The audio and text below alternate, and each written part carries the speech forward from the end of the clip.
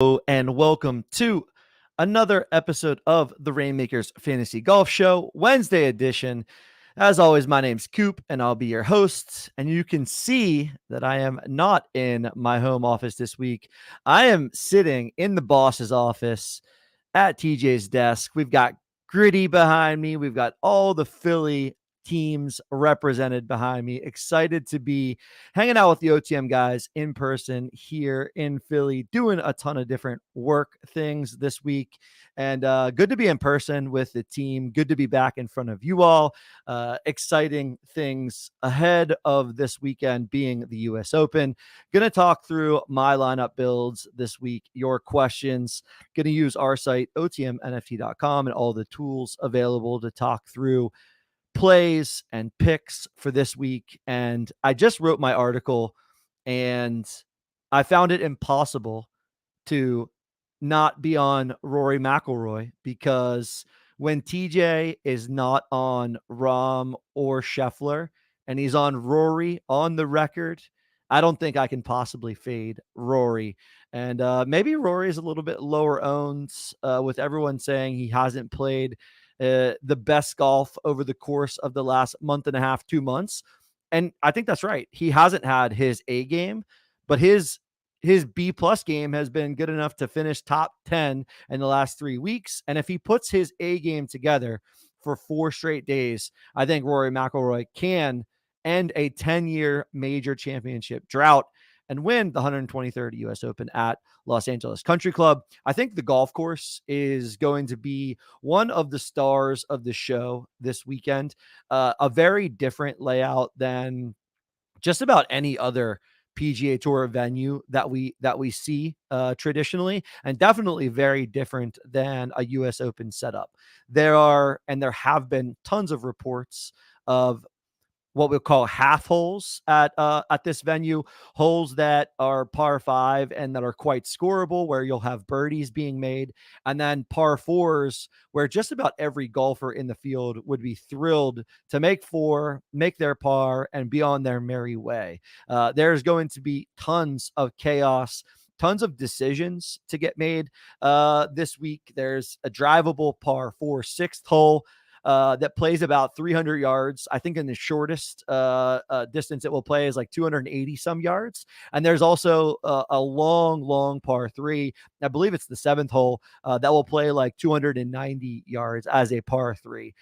These guys will be hitting 3 woods and 5 woods into this par 3, and that will just be some fantastic theater, because we don't typically see guys forced to hit shots like this, especially not really at US Open venues. The rough is looking like traditional US Open rough. TJ mentioned it on Monday's show, but we always get the videos from the media members that are walking around the US Open venue, dropping balls in the rough or taking photos just off the fairway where they claim there is a ball, but you cannot see it at all. So the rough looks like it's going to be grown up. It's going to be penal. I'm quite sure that even with birdieable holes and even with the setup the way it is, US Open golf typically plays pretty much around par. Maybe this course plays a couple shots under par, but if you have golfers in your lineup making pars, finishing rounds at even par, you should be in pretty good shape, which means it's going to be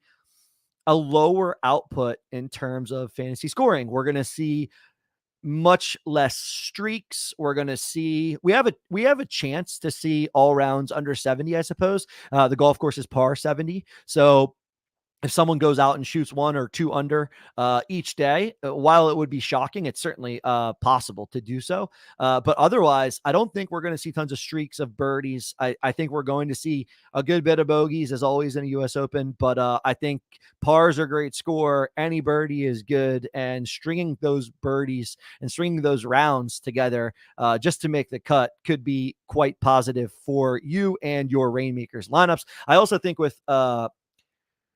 with less scoring, it's more of an opportunity to cash with 4 of 5 of your Reignmakers players making the cut. It's even possible that some 5 of 5 teams end up having a golfer or two that move backwards on the weekend. Someone goes out and shoots 78, 78 on the weekend, and ends up kind of net negative or net neutral in terms of points. So definitely possible at a US Open layout and a US Open venue.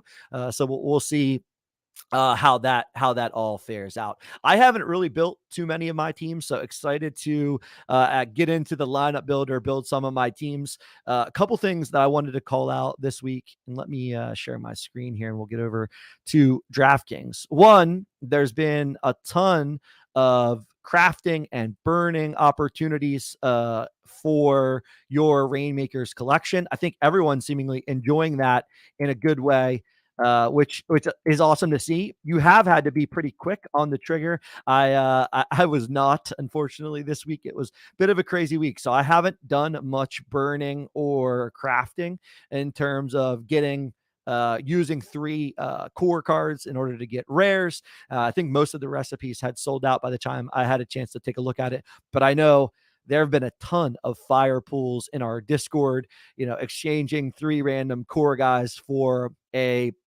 uh, a Patrick Cantlay rare. I saw a Rory rare. I saw some other great values out there. And I know some people have been excited to be ripping open booster packs where if you're landing specific golfers, you're getting DK dollars. So tons of things happening right now on the platform that aren't just about contests. The snapshot completion for Reignmakers fantasy score, or Reignmakers leaderboard, it will be happening for this tournament, and so keep an eye out for that. I think you actually, I know a lot of people have been asking, like, how do we navigate to see a lot of this stuff? Reignmakers, and then I'm typically going to home.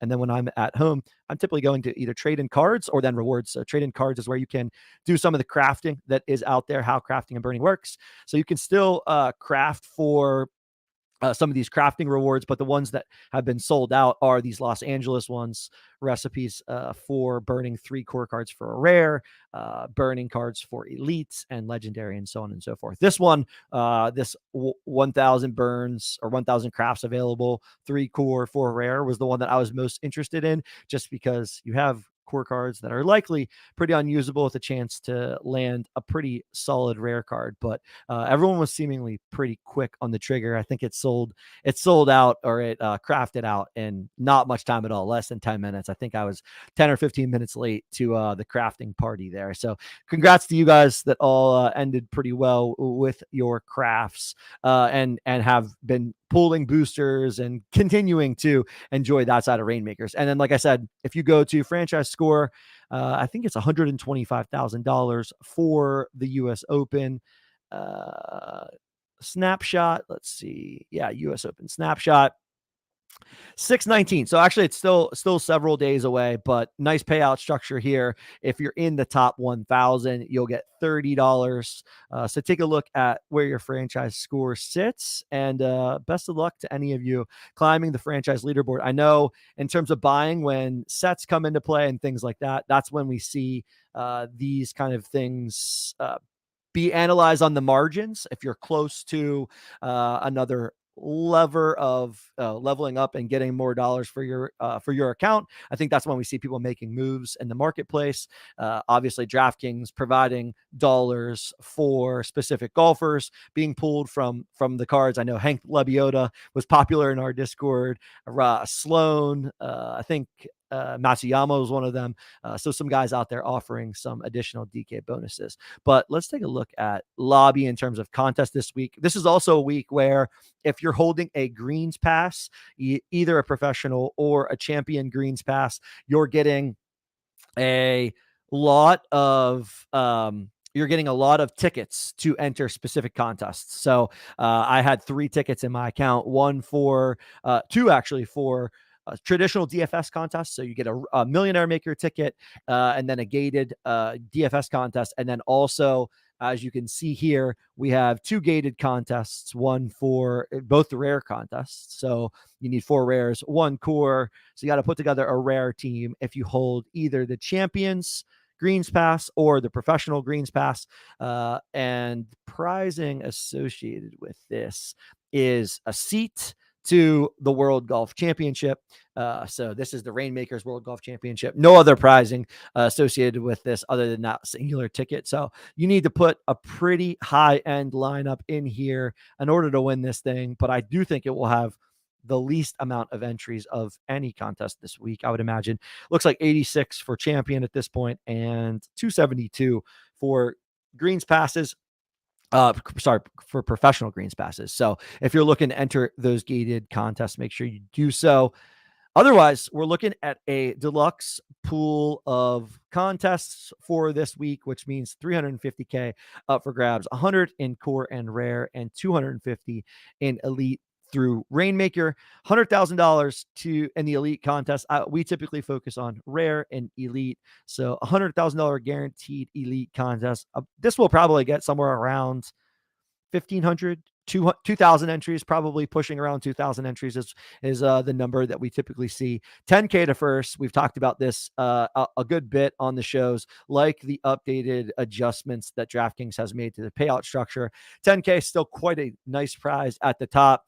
And opportunity to cash all the way down to 391. So almost 400 lineups cashing with $100 at the minimum. So I think these guaranteed contests for me continue to be where I'm focusing a lot of my effort. I'm using all of my solid rare cards up in elite lineups when I can. I'm using all of my good core cards up in rare contests.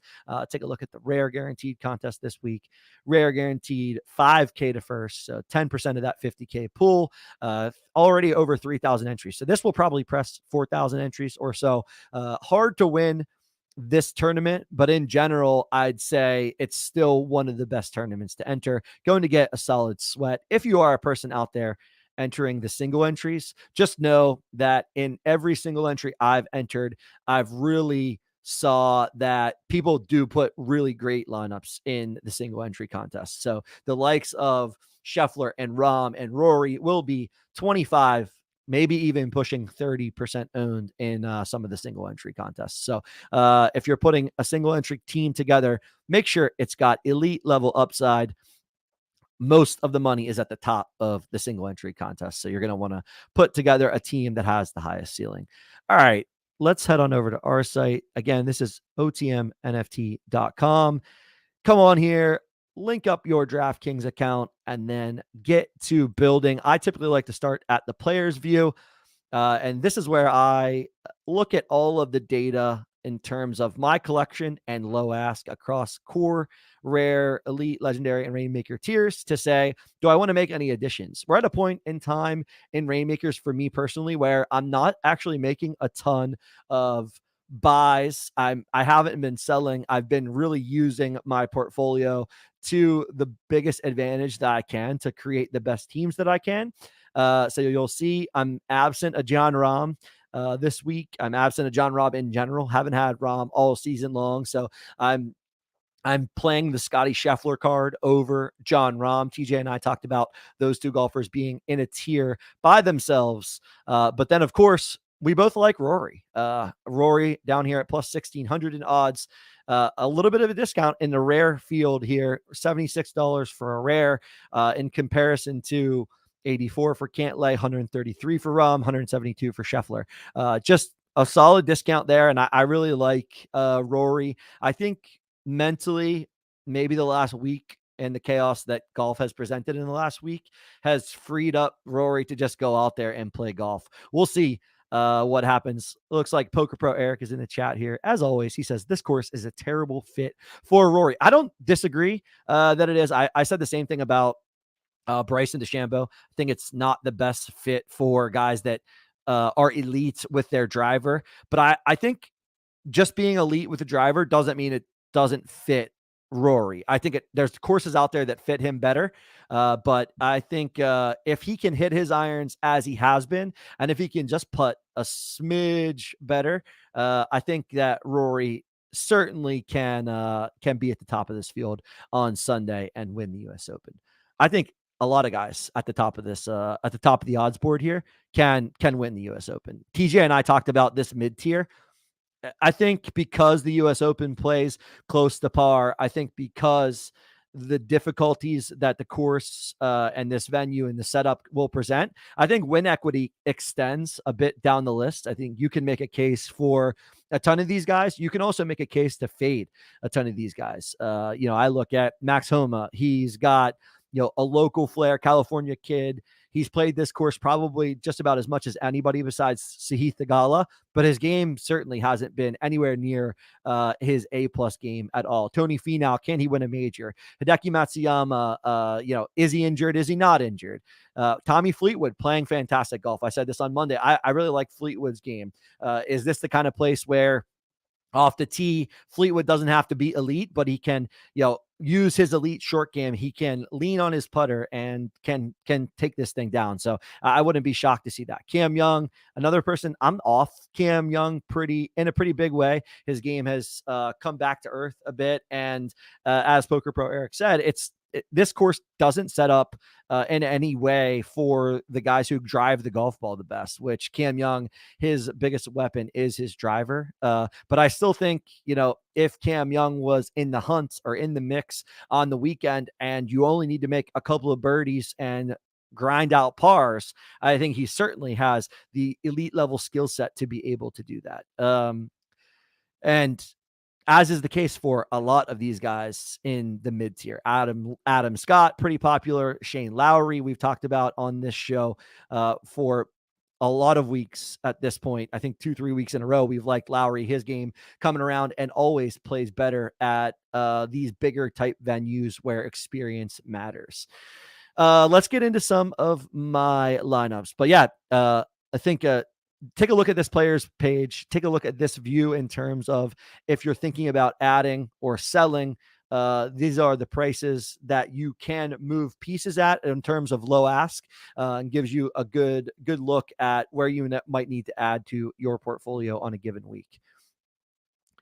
All right, so I've got 2 teams built in the lineup builder. My big elite team, which is Tony Finau at captain, Hideki Matsuyama, Adam Scott. And then I'm playing up my rare cards. As I said, got Scotty Scheffler and Patrick Cantlay in here. This is going into the elite guaranteed contest. So as you can see, if you haven't built with our lineup builder as of recently, you build your team. You're then able to click into which specific DraftKings tournament or contest you want to enter. And that will allow you to then export your team. And when you get your export and upload it to DraftKings, it will know which contest, which lineup goes into. Second, I can build 3 elite teams here. So I have 9 elite golfers. So I could build at least 2. I could build 3 total elite teams if I don't want to use multiple elites in the same lineup. So it's interesting because I typically am building with just 3 elites and then playing up rares. I think this is the kind of week where I may opt to not use Max Homa or Matt Fitzpatrick here and instead just put an elite squad together. It's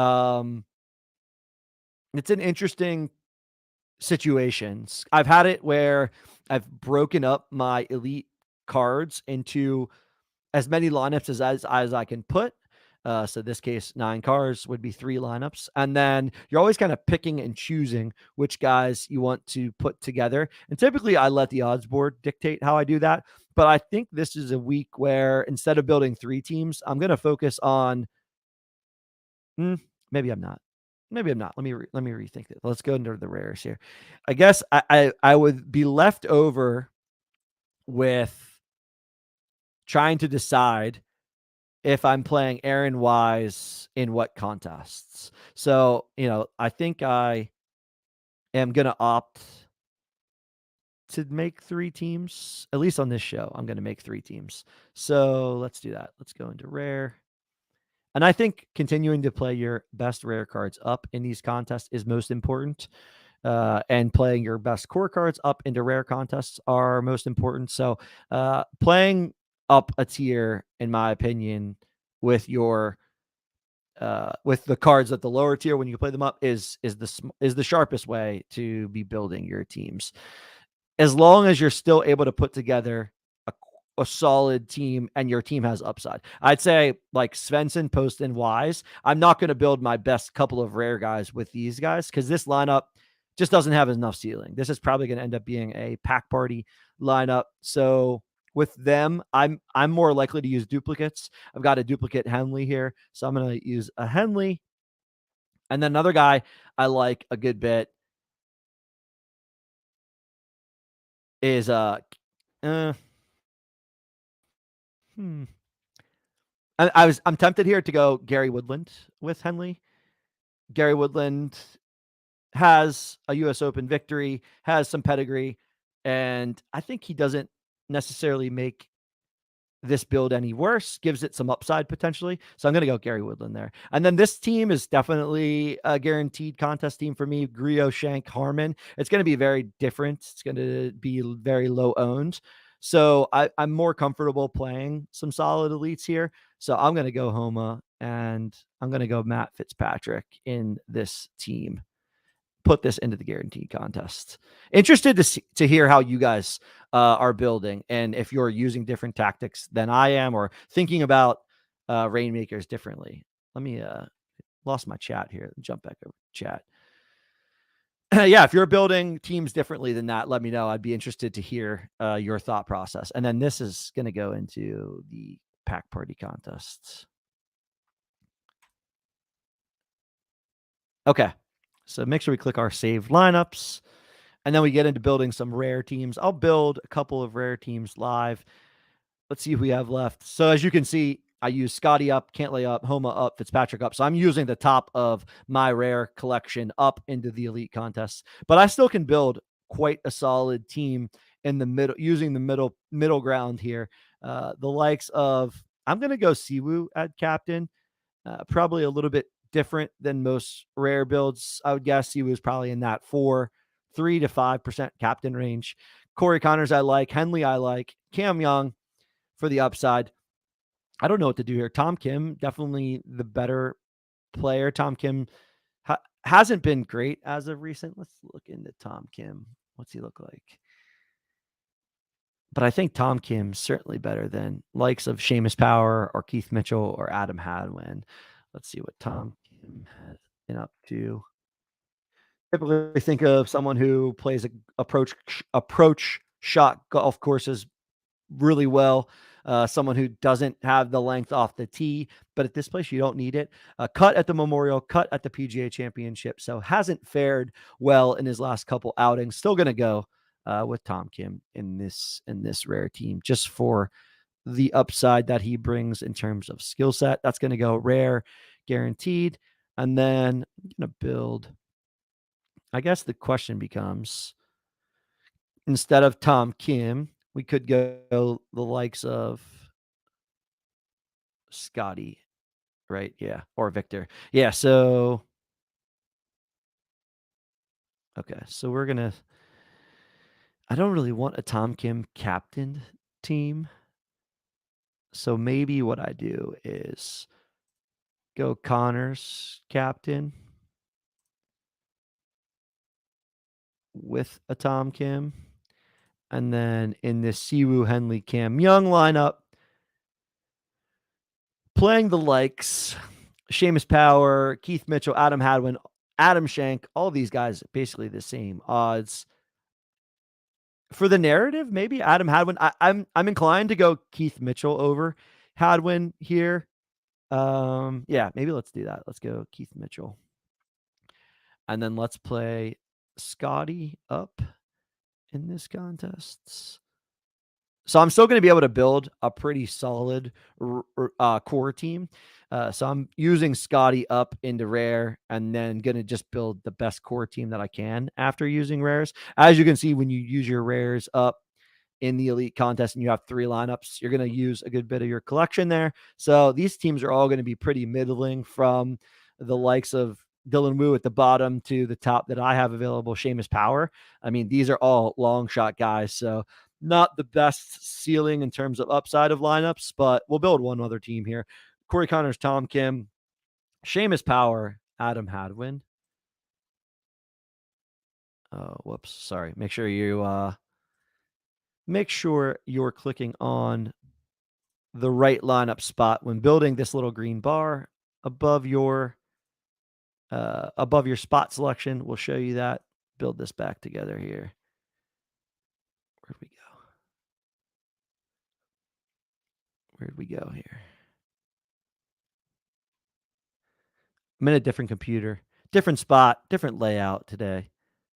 Okay, there we go. Keith Mitchell in there. Corey Connors, Tom Kim, Seamus. Oh, I did it again, didn't I? I did it again.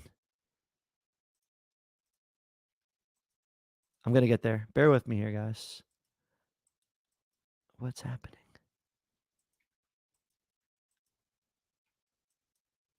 Uh-oh. All right, here we go.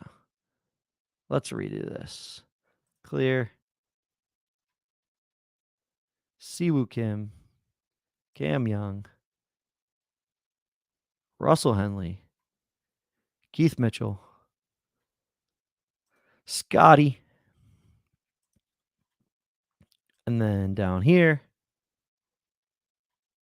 I don't want the Tom Kim captain. I want the Corey Connors captain. And then we fill out the rest. Seamus Power, Adam Hadwin, and then looking to go probably Victor, I guess, over here is my next best core. Xander, I'm not a huge Xander guy. I really like Tyrrell Hatton this week. So I'm gonna end up captaining Tyrrell Hatton in one of my core teams. So yeah, I'm happy to play. I'm happy to play Xander with Hatton. So I'll go Victor in this rare team. Definitely gives that some upside. And then let's build a couple core teams here. Core teams at the core level, as you all know, I mean, you basically need to hit the stone cold nuts. You need 3 guys probably in the top 10, and all 5 of your guys probably in the top 50 in order to take down any of these, probably maybe even top 30 to take down any of these tournaments. You likely need the right captain. So I like Tyrrell Hatton this week in terms of winning upside. I think his game is in some of the best spot that it's ever been. His putter is working. He has gained strokes ball striking for what is now most of 2023, and we're halfway through the year. So I really like Hatton. Xander, defending champion Matty Fitzpatrick, Fleetwood, who coming off a incredible Canadian Open performance. I like Tommy. I like his game. He's also playing really well. And then let's go Hideki Matsuyama. Second shot golf course. Going to have a lot of different longer irons on this course. So I like Hideki a good bit. Do we need to build another team? Let's see. I think this ends up being pretty middling. Let's see what you all have as questions. Jumping over into the Discord here. Saw a lot of different builds, saw a lot of different questions and comments and thoughts. Shout out Barrick, always posting state of the contests. Definitely think that while pack parties are in play, I'm playing for the upside of the guaranteed prize pools as discussed. So I'm definitely putting my lineups more into the guaranteed prize pools in many instances, and maybe having a couple of teams into the pack party. I'm pretty much only playing guaranteed and pack party though. If you're out there and you're playing something different than that, let me know. I'd be interested to know your thought process. I know we had a question or a conversation earlier this week in the Discord about playing the qualifiers. The challenge with the qualifiers is, while there's not as many people playing them, one, you have to realize the equity that you get from qualifying. I believe it will be an elite lineup if you do qualify. So you'll have a lot of different people playing cards at different levels if you do qualify. And there's not a ton of other prizing. So let's look at rare. I think that we were focused on rare. Rare qualifier. Looks like there's 214 people in here, 1 contest seat, and I believe only the top 5 get paid here. So payout structure, yeah, top 5 lineups get paid. So I think if you're playing for some sort of experience, playing to potentially just see what qualifiers are all about, I definitely don't think it's a bad idea in terms of like getting money back on your investments and trying to grind to break even or make a little bit of money, I'm not sure that the qualifiers are the best selections. You need to bank essentially to bring that equity, bring that cash to life. So just know that that's the case there. So good question. And I also think that maybe you're someone who is already in the green on Reignmakers. Maybe you've already won a tournament, or you're sitting on some solid investments or some solid returns on your investment, and you want to play for the clout, the quality of an event that DraftKings is likely to put on with this World Golf Championship. Definitely think that is very in the realm of playing smart. So it all depends on what you're playing for. All right, let's see what other questions we got. Sergeant Stogie, shout out Stogie, loyal listener to the show, always has great questions. Says, thinking about getting crazy this week and captaining Xander with my Scheffler Rom lineup. Will make me unique, but def too cute. My way, my might do it anyways. Yeah, I think that would definitely be unique if someone has Scheffler or Rom and and I assume you're talking about the elite contests, Stogie.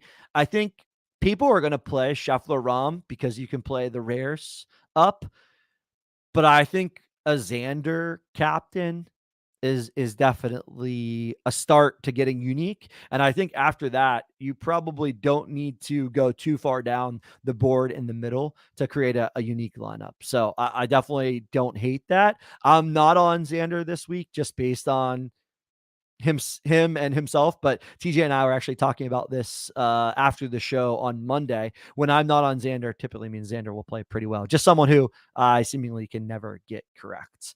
I also, let's take a look at Xander's price. I've been looking at pricing. Rory at $76 for a rare had that discount. What's Xander priced at? Wait, what's happening here? There we go. $86. Sorry, he's literally right under Rory. $86. So he's more expensive than Cantlay. Even in elite, more expensive than Cantlay. Very interesting to me. I definitely prefer Cantlay to Schauffele. So yeah, I think pricing is definitely interesting to look at. What else do we got here?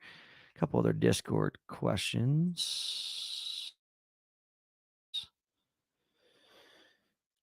Yeah, I know Hammer has been out there doing all kinds of things in the ecosystem. Last question he was asking is flipping packs or ripping them. Of course, he's deciding to rip, which is awesome. I think flipping packs is not a terrible idea, but the fun of ripping a pack is just undefeated. So if you're out there holding some packs, unless you're getting some solid return on those packs, I'd most likely be ripping them. I have a feeling that I know a lot of people are out there holding some crafting tokens as well. I have a feeling we're going to continue to see more and more crafting. Ultimately, there's been a lot of positive sentiment around crafting from what I can tell. And the fact that these recipes have sold out as quickly as they have means to me that DK will likely be doubling down on crafting and will likely have more crafting out there available. So we'll see how that goes going forward. But yeah, from my perspective, seems to have gone really well. And the community at large seems to like trading in some cars that they are pretty meh on playing and like don't really need to play for the chance at a card at a tier above the cards that they're burning. So a 3-for-1 deal on cores to get a rare, especially when the likes of the big name Group 1 golfers are in play, seems like a no-brainer in my opinion. So look for more of that this week, or sorry, more of that if not next week in the near future, I would bet. Let's see what else. Not a ton of other questions this week. I think my biggest takeaway this week is there's probably more lineups that are live than a typical event because the US Open just plays so difficult. And these guys are all professionals. They all can get hot and make pars. But I mean, your one bad shot away from a double bogey at any US Open. And this US Open's in particular, a course that guys haven't really seen, a course that plays quite different. I wrote this up, but tons of those half pars. Hole number one plays as a really easy par five, but then hole number two plays as a super difficult par four. Going to need mental stability to get through the weekend, and then on the weekend move up the leaderboard. So will be really interesting to see how the leaderboard shapes up over the weekend. But I wouldn't be shocked to see a lot of these guys in the middle, definitely in the hunt with winning upside come the weekend. So we'll see what happens. My 3 write-ups this week, you can head over to our site. You can click on content and you get the latest articles that we put out there. My 3 picks this week in terms of the odds board are Rory at the top, as I talked about at the beginning of the show. I just can't miss TJ making the call on Rory and then Rory winning it. So I'm doubling down with TJ this week. Check out the Monday show. Very end of the show is when TJ likes Rory and he gives his reasons why. Tyrrell Hatton in this mid range. And then Sahith Theegala, who is at plus 11,000. He is making his U.S. Open debut. I believe it is his first U.S. Open, but he's played this course. He's a California kid, played Los Angeles Country Club. I think he said more than 30 times.